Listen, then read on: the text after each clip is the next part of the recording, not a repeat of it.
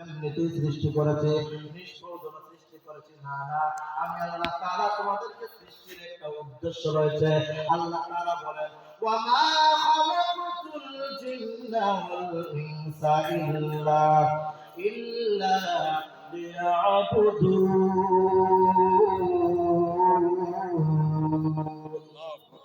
আল্লাহ তাআলার একটা বান্দা, আমি আল্লাহ তাআলা এই জমিনের ভিতরে জিন এবং ইনসান যত মানুষ সৃষ্টি করলাম এবং জিন জাতি সৃষ্টি করলাম, সব কিছু সৃষ্টি করেছি একমাত্র আমি মাওলার ইবাদতের জন্য। কার ইবাদত? আরেকটু জোরে বলেন না, কার ইবাদত? এবার প্রশ্ন হয়, আল্লাহ বুঝলাম আপনি আমাদেরকে এমনিতেই সৃষ্টি করেন নাই, ইবাদতের জন্য সৃষ্টি করলেন। এবার আপনি আমাদেরকে বলে দিন কতদিন পর্যন্ত আপনারা ইবাদত করব? আল্লাহ তাআলা ডাক দিয়ে কয়, আবুদু রাব্বাকা হাত্তা ইয়াতিয়াকাল ইয়াকিন। বান্দা তোমরা ইবাদত করো মৃত্যু পর্যন্ত, মৃত্যু পর্যন্ত। এখানে মুফাসসিরিন একরাম বলেন ইয়াকিন আল মাউত, ইয়াকিন মানে মৃত্যু পর্যন্ত। কিন্তু এখানে এই দেশের ভিতরে কিছু বন্ড রয়েছে, এরা এই আয়াতের ভুল ব্যাখ্যা করে। ওই ইয়াকিন শব্দের অর্থ হচ্ছে বিশ্বাস। আল্লাহ বলেছেন ইবাদত করো তোমরা বিশ্বাস হওয়া পর্যন্ত। নাউজুবিল্লাহ জোরে বলেন। এই জন্য অনেক বন্ড বলে পানির ভিতরে চললে বাতি, যে বাতি আর নেবে না, খাজা বাবার মুরিদ হইলে নামাজ রোজা লাগে না। আছে না নাই? হ্যাঁ, এমন বন্ড আমাদের সমাজে আছে না নাই? খাজা বাবার মুরিদ হইলে নামাজ রোজা লাগে না। চিন্তা করছেন? তারপরে আরেক বন্ধ গান গায়, কিরামাল কাতিবিন রোজ হাসরের দিন, কিরামাল কাতিবিন রোজ হাসরের দিন, ওরে মোর কাছে করে যদি অভিযোগ আমি বলবো দুনিয়ায় ছিলাম মোরা খাজা বাবার লোক। জোরে কর নাউজুবিল্লাহ। চিন্তা করছেন? আচ্ছা, কিরামাল কাতিবিন যদি কিয়ামতের ময়দানে জিজ্ঞাসা করে তুমি কার লোক ছিলা, খাজা বাবা, তানা বাবা, লেঙ্কা বাবা, এগুলোর নাম বললে চলবে? কথা হয় না, চলবে না। হ্যাঁ, ফেরেশতাদের বুরুজের বাইরা একটাও মাটি করবো না। আমি এদের বিপরীতে গান বানাইছি। কিরামাল কাতিবিন পাইবে যেদিন, তোমরা যারা ছিলা খাজা বাবার লোক, করে জুতা মাইরা বলবে জাহান্নামে ডুব, ঠিক কিনা? জুতার বাড়ি একটা মাটিতে করবো না।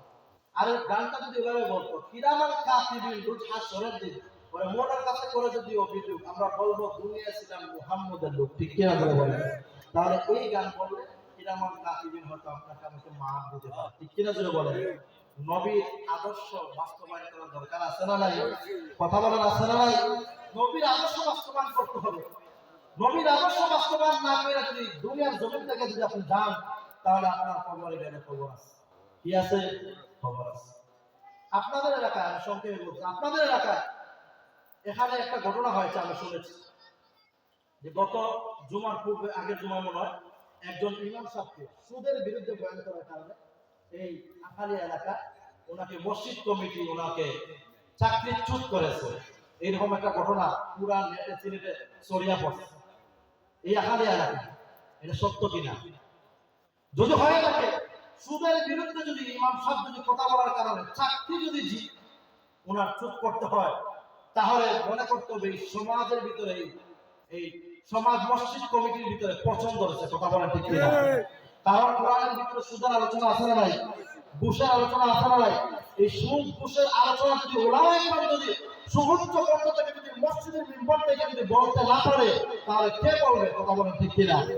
আর সুদের বয়ান করার কারণে যদি চাকরি হারাতে হয়, তাহলে এতদিন লোকেরা এই মসজিদ কমিটির লোকদেরকে ভালো জানতো, কিন্তু এই কমিটি মসজিদের ইমামকে বিদায় দেওয়ার কারণে এখন সবাই জেনে গেছে এই মসজিদ কমিটি সুদখোর।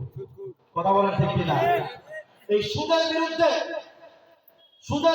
সুদের সর্বনিম্ন গুনাহ হচ্ছে গিয়া 70টা স্তর রয়েছে। এর সর্বনিম্ন স্তর হচ্ছে গিয়া সন্তান তার মায়ের সাথে বিবাহ করে জিনা করে। চিন্তা করছেন?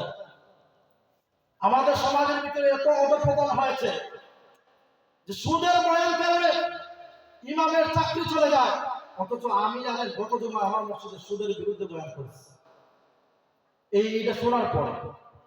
কারণ এগুলা সমাজের ভিতরে বলার দরকার আছে না নাই? এই সুদের বিরুদ্ধে বয়ান করার কারণে ইমামের চাকরি চলে যায়। কি আশ্চর্য ব্যাপার! এক মসজিদের ইমাম সাহেব প্রথম জুমায় গিয়ে উনি সুদের বিরুদ্ধে বয়ান করছে। মসজিদের সভাপতি এসে কয়, হুজুর আপনি দেখি প্রথম দিনে আমার লয়া পড়লেন, ব্যাপারটা কি? হ্যাঁ, এবার ইমাম সাহেবকে আপনার লয়া পড়ছি মানে বলে, এই যে আজকে সুদের বিরুদ্ধে বয়ান করলেন, আমি যে সুদ খাই এটা কি আপনারা কেশিয়ার বলছে নাকি? ইমাম সাহেব খাইছে, কেশিয়ার বলবে কি? আমি চিন্তা করলাম আজকে আমি মসজিদ ইন্টারভিউ দিতে আসছি, প্রথম জুমায় যদি সুদ নিয়ে আলোচনা করিয়া যদি কমিটি যদি আমাকে যদি কোনো বাধা বিভক্তি না দেয়, তাহলে মনে করবো এই কমিটি ঠিক আছে, আমি সমাজে চলতে পারবো। কথা বলেন ঠিক না? কিন্তু প্রথম দিনে আপনারা বাধা দিচ্ছেন, সুতরাং আমি আর থাকবো না। ইমাম সাহেব শহরে ইমামতি বাদ দিয়া শহরতলিতে ইমামতি নিয়া বয়ান করছে, পর্দা নিয়া ওকারনা ফি বুয়ুতিকুন্না, পর্দা আলোচনা করছে। বয়ান শেষ, ইমাম সাহেব রুমে আসছে, সেক্রেটারি এসে হাজির, বেহাজির সেক্রেটারি এসে হাজির। সেক্রেটারি এসে কয়, হুজুর আপনি তো কি বয়ান করছেন, আপনি দিকে আমার লয়া পড়ছেন। হ্যাঁ, আপনার লয়া পড়ছে মানে বলে, এই যে আমার বউ যে ব্রাকে চাকরি করে এটা আপনারা কেনা করছে, এটা কেশিয়ার বলছে নাকি? ইমাম সাহেব কি কয়, আপনার বউ ব্রাকে চাকরি করে, কেশিয়ার বলবে কেন? আমি কোরআনের আয়াত দিয়ে বয়ান করলাম। হুজুর আমি মসজিদের কেশিয়ার, বেতন টেতন কিন্তু আমি দিই, সভাপতি না। সুতরাং আপনি আমার বউয়ের বিরুদ্ধে বয়ান করছেন, আমার বউ বেপরদায় চলে, সুতরাং আমি আপনাকে এই মসজিদে রাখবো না। আপনি যদি থাকতে চান তো বিনা বেতনে যদি থাকেন তো থাকেন, না আপনি গাড়ি গুটি নিয়ে আপনি আপনার জায়গায় চলে যান। শেষ, এই মসজিদে ইমামতি শেষ। তৃতীয় জমায় উনি চাকরি নিয়েছে একেবারে শহরতলিতে, গ্রামে। কয় শহরে ইমামতি গেছে সুদের বিরুদ্ধে বয়ান কইরা, শহরতলিতে পর্দা নিয়ে বয়ান কইরা ইমামতি গেছে। এখন আর শহরতলিতে ইমামতি নিব না, একেবারে চরণবিল গ্রামের ভিতরে ইমামতি নিব, যেখানে মানুষ একটু বুঝে সুঝে কম, এখানে নিয়ে আমি ইমামতি নিব।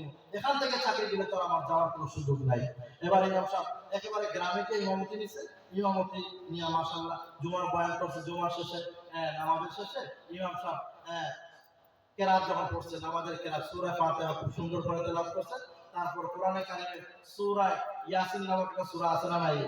কথা বলেন, আছে না নাই? ফজিলতপূর্ণ সূরা ইমাম সাহেব পড়তেছে, ইয়াসিন ওয়াল কুরআনিল হাকীম ইন্নাকা মিনাল মুরসালিন আলা সিরাতিন মুস্তাকিম তানজিলাল আজিজির রহিম। ইমাম সাহেব বহুত সুন্দর কইরা ইয়াসিন সূরা তেলাওয়াত করছে। নামাজ শেষ হয়ে রোজার ভিতরে গেছে, এমন সময় সেক্রেটারি হাজির। কে হাজির? সেক্রেটারি হাজির।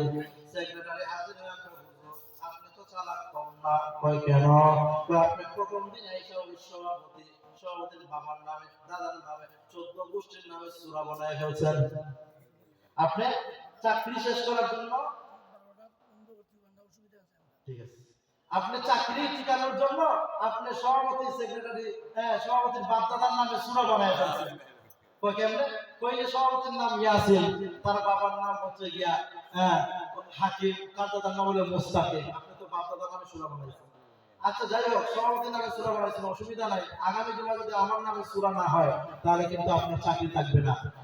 এবার সেক্রেটারির নাম বাবর। আচ্ছা আপনারা বলতে করলেন, বুঝে থাকলে বলুন, বাবর নামে কোনো সূরা কোরআনে আছে? নাই। এবার ইমাম সাহেব আগামী জুমা আসছে, চিন্তায় পড়ে গেছে, বাবর নামে তো কোনো সূরা নাই। ইমাম সাহেব জুমার বয়ান শেষে নামাজে দাঁড়াইছে, সেক্রেটারি পিছন থেকে রেড সিগন্যাল দেয়, ইমাম সাহেব আজকে কিন্তু আমার নামে সূরা হইব, সূরা যদি না বানান তাহলে আপনার চাকরি থাকবে না। এবার ইমাম সাহেব কয়, যা আছে খবর সূরা একটা বানাই নেন। এবার ইমাম সাহেব সূরা ফাতিহা শেষ করছে, এবার সূরা বানায় পড়তেছে, ইয়া আইয়ুহাল বাবর আনতা কালবুন ওয়া আবুকা হিমার ওয়া জাদ্দুকা ফিজির ফাইন্নাহুম জাহিলুন। জোরে বলুন নাউযুবিল্লাহ।